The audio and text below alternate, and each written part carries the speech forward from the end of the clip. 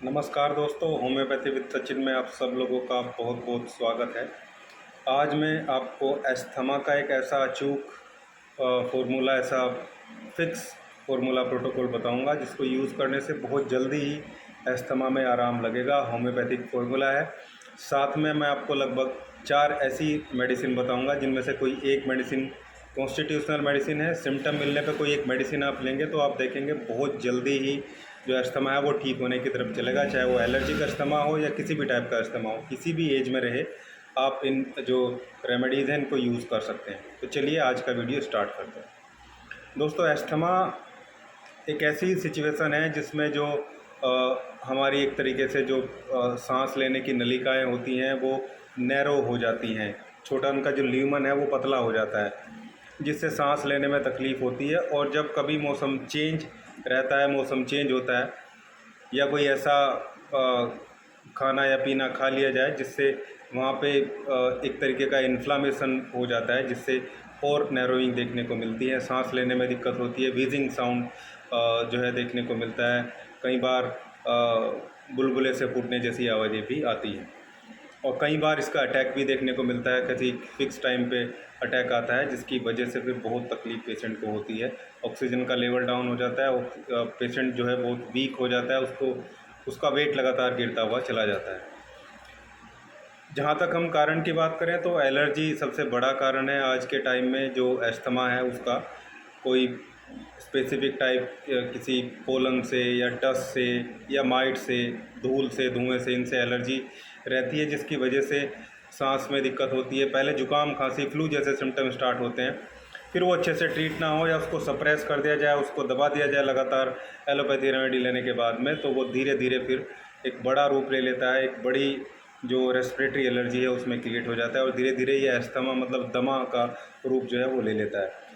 दूसरा, ये जेनेटिक भी होता है, फैमिली में रन करता है। जिन लोगों की फैमिली में किसी बड़े को, चाहे वो मामा की फैमिली में रहे चाहे पिता की फैमिली में रहे, दोनों फैमिली में अगर है तो होने के चांसेस रहते हैं। इसलिए ऐसे लोगों को एलर्जी से या किसी टाइप की एलर्जी है तो उससे हमेशा सावधान रहना चाहिए। जहाँ तक सिम्टम की बात करें तो इसमें सांस लेने में तकलीफ़ होती है, व्हीजिंग साउंड आती है, सीटी जैसी बजने जैसी आवाज़ जो है देखने को मिलती है, चेस्ट में बहुत अप्रेस, बहुत दबाव फील होता है, और कई बार एक अटैक के रूप में भी ये आता है। कुछ लोगों को जब ऑक्सीजन कम हो जाती है, लगातार अच्छे से सांस ना आने की वजह से, मोस्टली सांस छोड़ते टाइम जो है आवाज़ देखने को मिलती है, तो उनके नाखून में भी थोड़ा ब्लूइश का जो टिंट है, जो ब्लूइश कलर थोड़ा सा हल्का सा देखने को मिलता है। इसके अलावा ऐसे लोग लगातार पूरे साल बीमार देखने को मिलेंगे, उनको सर्दी, खांसी, जुकाम बार बार रहेगा, और जब होगा तो फिर ये जो है गंभीर एलर्जी में क्रिएट होकर फिर बहुत दिन तक परेशान करता है। कुछ लोगों को सीजनल होता है, कुछ लोगों को पूरे साल ही ये चलता रहता है। जब ये क्रोनिक हो जाता है फिर ये एलर्जी पूरे साल चलती है और कभी भी इसके अटैक जो हैं वो पेशेंट को आने शुरू हो जाते हैं। अब जहाँ तक हम इसके ट्रीटमेंट की बात करें, होम्योपैथी में इसका बहुत अच्छा ट्रीटमेंट अवेलेबल है। बहुत सारे पेशेंट ठीक होते हैं, क्योर होता है होम्योपैथी में। एक अच्छी लाइफ स्टाइल पेशेंट आराम से जी सकता है होम्योपैथी मेडिसिन को यूज़ करते हुए। थोड़ा लॉन्ग टर्म ट्रीटमेंट है लेकिन बहुत अच्छा ट्रीटमेंट अवेलेबल है। ट्रीटमेंट बताने से पहले मैं आप लोगों से एक रिक्वेस्ट करूंगा, अगर आप लोग चैनल पर नए हैं और अभी तक आप लोगों ने चैनल को सब्सक्राइब नहीं किया है तो प्लीज़ एक बार चैनल को सब्सक्राइब जरूर करिएगा। सब्सक्रिप्शन बटन के बराबर में जो बेल आइकन होता है उसको प्रेस करिए ताकि मेरे आने वाले सभी नए वीडियो के नोटिफिकेशन आपको टाइमली मिलते रहें।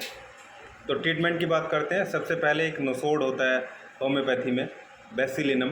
बेसिलिनम या ट्यूबरकुलिनम, दोनों अलग अलग सिचुएशन में हमें लेने होते हैं। अगर ये फैमिली में रन होने वाली सिचुएशन है, किसी की फैमिली में है, तो उसको ट्यूबरकुलिनम 1000 पोटेंसी 1 पोटेंसी की 2 बूंदें जीभ पे 1 महीने में 1 बार देनी है।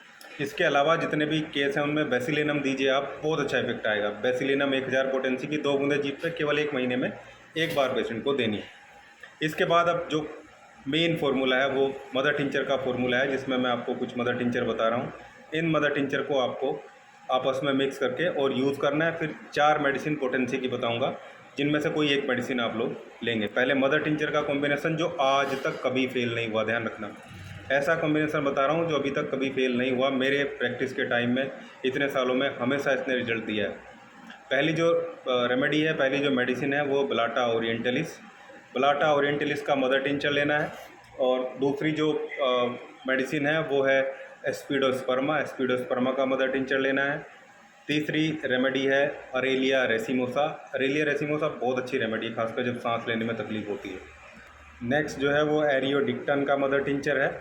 इन सभी मेडिसिन को आपस में मिक्स करके 15-15 बूंदे दिन में 3 बार आधे कप गुनगुने पानी में डाल के लेना होगा। इसको लेने से जो डेली लाइफ में आने वाली प्रॉब्लम है, ऑक्सीजन की कमी, खांसी, रेटलिंग सेंसेशन, वीजिंग साउंड, ये सब धीरे धीरे बंद हो जाएगा। एलर्जिक रिएक्शन जो होना है वो भी बंद हो जाएगा।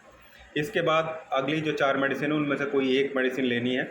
पहली जो मेडिसिन है वो है नेट्रम सल्फ। ऐसे लोग जिनको डैम्प वेदर में जहाँ पे नमी ज़्यादा होती है जिस टाइम, या नमी वाले कमरे में या नमी वाले बिस्तर से ज़्यादा प्रॉब्लम देखने को मिलती है, ऐसे लोगों को नेट्रम सल्फ की 6x पोटेंसी की 4-4 गोली दिन में 3 बार लेनी होती है। इससे बड़े आराम से सारे सिम्टम जो है वो ठीक हो जाते हैं।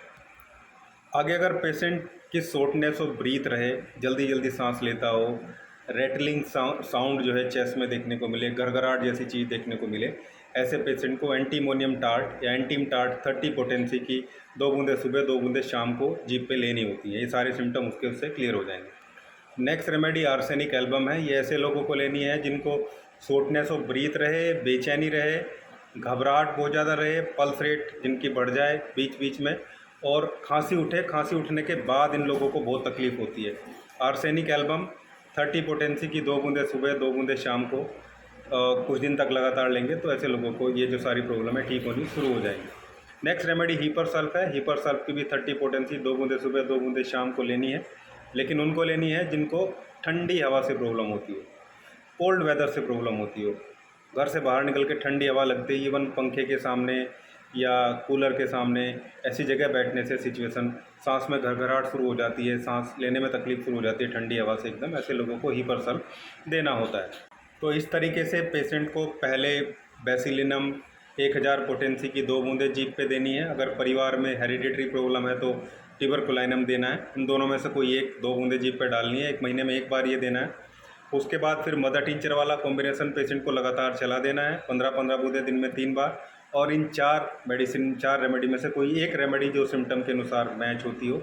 मैक्सिमम केस में जो हमारे इंडिया में देखने को मिलता है, मैक्सिमम केस में इन 4 में से एक रेमेडी मैच होती ही है। मैंने देख लिया, बहुत सारे पेशेंट कवर कर चुका है। बाकी ये मदर टिंचर का कॉम्बिनेशन भी अगर केवल आप चला देंगे, बेसिलिनम की 2 बूंदे जीभ पे डाल दो और साथ में मदर टिंचर का कॉम्बिनेशन चला दो, केवल इतने भर से भी आपके पेशेंट को जो है वो रिलीफ आना स्टार्ट हो जाएगा, वो ठीक होना शुरू हो जाएगा।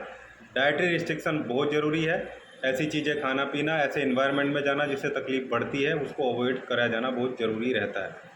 तो ये था आज का वीडियो, एस्थमा का एक अचूक होम्योपैथिक कॉम्बिनेशन, होम्योपैथिक फार्मूला। उम्मीद करता हूँ आप लोगों को वीडियो अच्छा लगा होगा। अच्छा लगा है तो लाइक कीजिए, शेयर कीजिए, चैनल को सब्सक्राइब जरूर करिएगा। Thank you.